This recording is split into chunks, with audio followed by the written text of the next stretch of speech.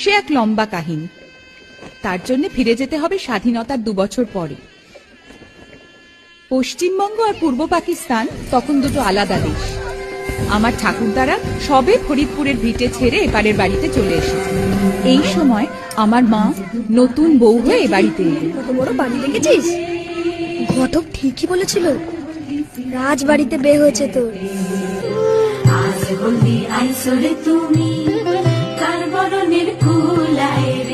চন্দন বউ আনছে, আশীর্বাদ করবো না? যাও বৌমা, পেন নাম করো গিয়ে। ইনি তোমার পিস শাশুড়ি। আবুদ্দা বলদ, মায়ের সম্বন্ধ করলো বুঝি? চুলের গোস খান দেহি। এর এমন কি, বিধবা হওয়ার আগে আমি চুল পাইটা বসতে পারতাম, তা জানো? ইসে এবার আসল কামটা। এই নাও ধরো, বাপের ঘরে দেখছো কোনো কালে এমন জিনিস? ও আসো গিয়া, আমার জানার কোনো কাম কাজ নাই।